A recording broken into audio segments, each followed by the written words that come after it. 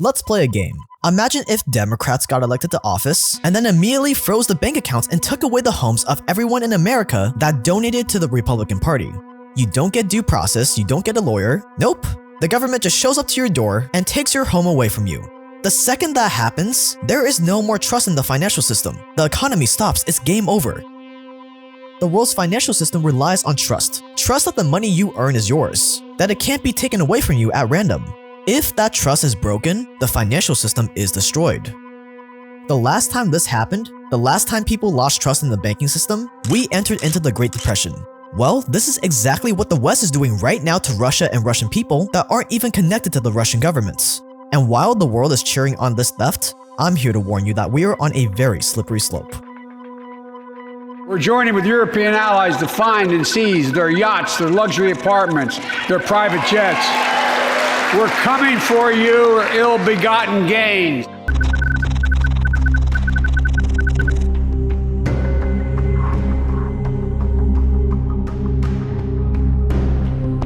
Over in Hamburg, Germany lays a super yacht. But not just any super yacht, a 500-foot super yacht called the Dilbar, outfitted with 2 helipads and an 80-foot indoor swimming pool.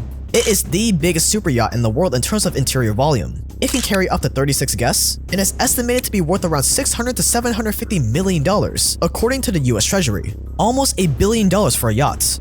The owner? Russian billionaire business magnate Alisher Usmanov, who has an estimated net worth of $20 billion. He made his money in metal and mining. Unfortunately for Usmanov, the US Treasury designated his yacht and his private jets as blocked property. And since it's blocked property, Usmanov can't pay his crew or his docking fees in US dollars. The EU also sanctioned Usmanov. All this meant that it made it impossible for Usmanov to pay his 80 crew members their wages. So the crew was fired and the yacht remains in the dock to rot. Usmanov called these sanctions unfair and defamatory. Customs officers made their way down to South France's beautiful coast, to a port called La Ciotat. South France is a popular playground for the wealthy and powerful from all over, including Russia. And at this port lied the majestic 280-foot super yacht called the Amore Vero, or True Love in Italian.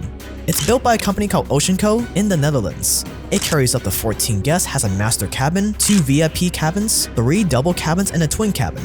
It ranks 131st in the largest super yachts in the world. And it likely belongs to a man named Igor Sechin, the CEO of a Russian oil giant called Rosneft, whose stock is down almost 50% since the start of the invasion of Ukraine. The customs officers found out that the yacht's captain was ordered to set sail to Turkey as soon as possible, without completing repairs it had scheduled for April. So they prevented it from setting sail, and they seized it, forcing the captain and the crew to remain on board. No crime was committed, no warrants. The only justification was that Igor Sechin was the subject of EU sanctions. After the seizure, the French politician in charge of the Ministry of Public Action and Accounts proceeded to brag about the operation on Twitter. Over in Italy, Italian officials were on their own shopping spree.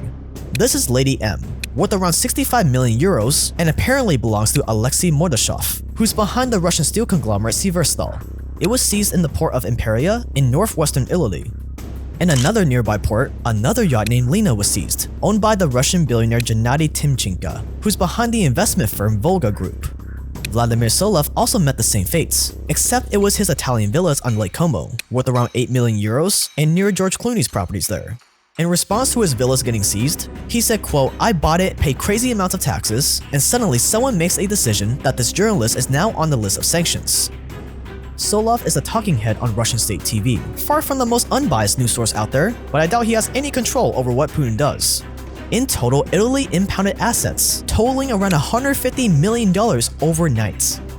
Even Americans are getting greedy. The Manhattan borough president wants to seize the apartments of Russian billionaires in Manhattan without any due process whatsoever. Quote, "Time for these properties to be seized," end quote. A Texas congressman wants to seize their yachts, and the Department of Justice announced a new task force called Klepto Capture to take their money. All of this is being done in the name of putting pressure on Russian oligarchs that apparently sway Putin.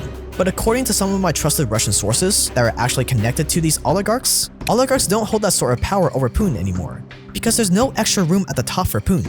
The unspoken relationship between Putin and the oligarchs is more of a "you stay out of my politics, and I won't imprison you and shut down your business." The oligarchs were apparently as surprised by the invasion of Ukraine as you and I were. L'attaque de la Russie contre l'Ukraine est inacceptable. Switzerland has always been neutral in every single circumstance, which has led to a very diverse range of clientele. They banked for the Nazis in World War II, hiding the gold they stole from the Jews. Hitler had a personal bank account there to receive royalties for his book Mein Kampf. Egyptian spies involved with torturing people on the behalf of the CIA also banked with the Swiss. Bureaucrats accused of looting Venezuela's oil wealth. Arms dealers, corrupt political families, drug cartels, mobsters, and dictators from the world over all bank with the Swiss. If you have a lot of dirty money, Swiss banks will gladly take it. It's one of the safest places to store your money, where no one would investigate, fine, or freeze anything. It was their trademark for the last 500 years. That is, until Russia invaded Ukraine. Apparently, concentration camps are okay, but Russia invading Ukraine was the last straw. Enough for Switzerland to break their 500-year track record to freeze not just the assets of the Russian government, but to freeze the bank accounts and property of Russian billionaires, even after many of those billionaires spoke out against Russia's invasion, risking their business, their families, and their own lives. Switzerland also sanctioned over 360 Russian politicians, businessmen, and public figures. Switzerland, the country that wouldn't lift a finger against some of the worst crimes the world has ever seen, suddenly goes all out against Russia, launching the most sanctions against Russia compared to any other country. Something big is happening here, and it's not being covered. This is how far gone the global financial system is now, and it's just getting worse. We're choking Russia's access. We're choking Russia's access to technology that will sap its economic strength and weaken its military for years to come. The message behind the sanctions is clear. If you support the wrong political group, if you're merely associated with the wrong political group, the government of the world can freeze your bank account, take your house, your car, your yacht if you have one. Everything you worked for, they can take it 100% legally, just because you're associated with the wrong person. First they'll say, oh, but this is just for the Russians. It's just for the bad guys. But the problem with that is that over time, that definition of the bad guy just keeps growing. Just this month, the Canadian government froze the bank accounts of the people involved or that donated to the freedom protests. The only difference between the Canadian sanctions and the Russian sanctions is that in Canada, it was obvious that these sanctions were against an innocent group of people, so there was some backlash. The worst part is that it worked. The protests ended soon after.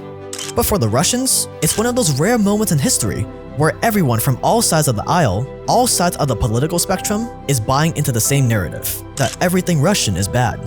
We will limit Russia's ability to do business in dollars, euros, pounds, and yen.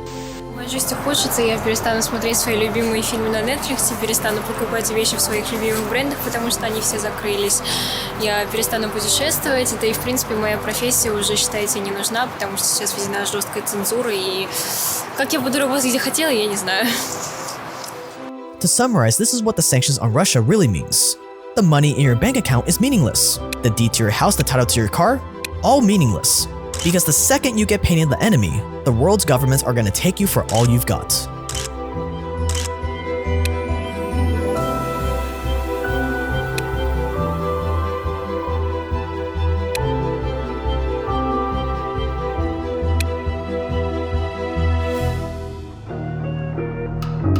So I just want to take a second to reiterate that the war in Ukraine is very, very bad, and that we should sanction Russia, that freezing their government's assets is probably a good call. But freezing random billionaires' yachts and houses and villas and bank accounts, what does that do? That's just my opinion. It sets a really bad precedent, and it's definitely opening the Pandora's box for worse things to come. But let me know what you guys think in the comments below. Subscribe for more Russian videos coming out that they're not talking about anywhere else. Stay dangerous out there, and I will see you guys in the next one.